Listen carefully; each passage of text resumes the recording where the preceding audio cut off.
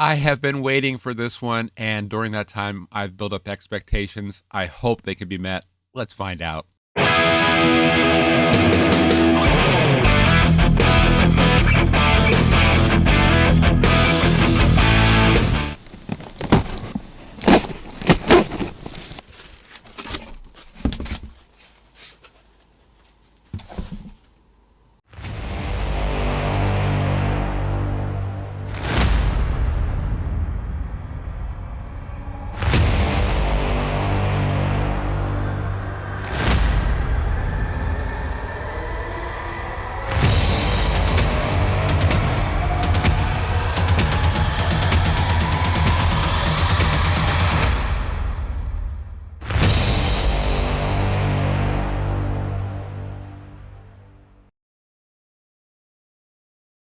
Hey, my name's Gary. Welcome back to the channel. Today we're looking at this guitar from Westcreek Guitars. It's the Revenge model.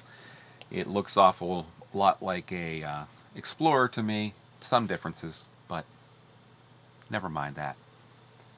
This guitar has some pretty average tuners. It came with a bone nut.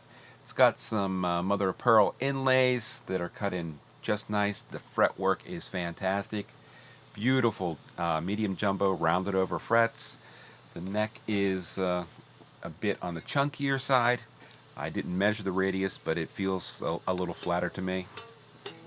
Two humbucking pickups with a three-way switch to toggle between the two.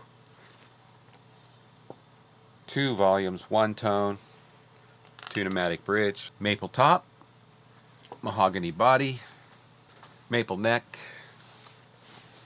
rosewood fingerboard.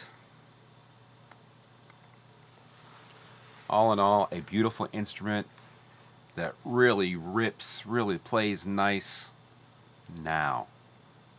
More on that in a second.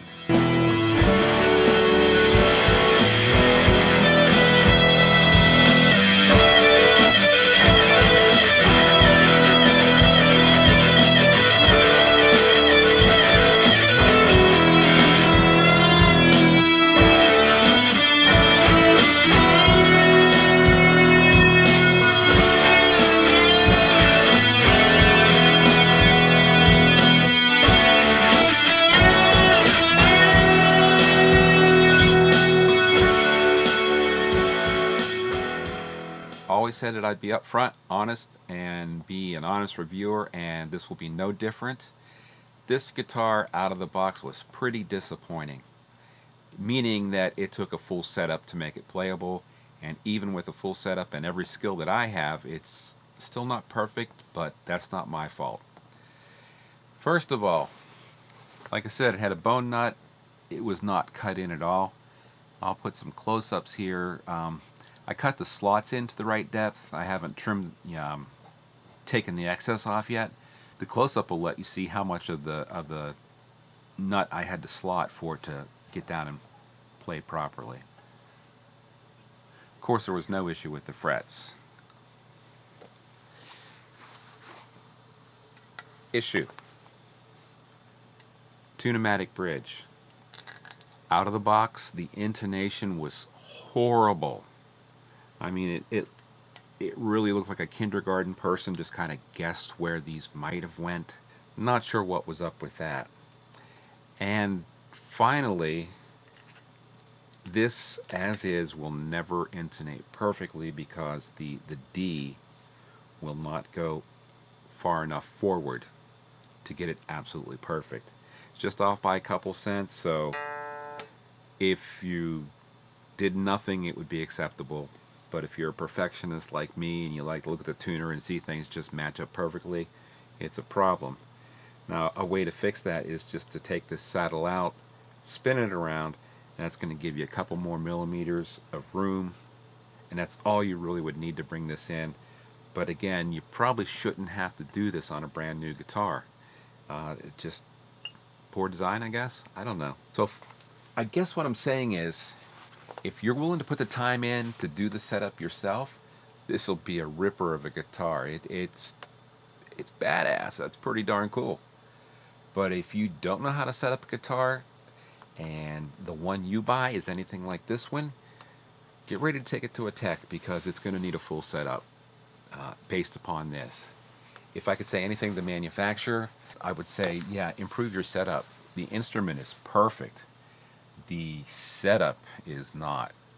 Very few reviews, very new product. It almost reminds me of when Firefly launched, because when they first launched, everybody was trying to get one and you couldn't get one.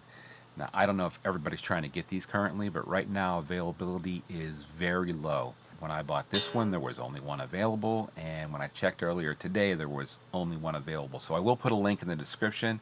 It'll be a good bookmark just to check to see if they're in stock. That is, if you're interested in purchasing one.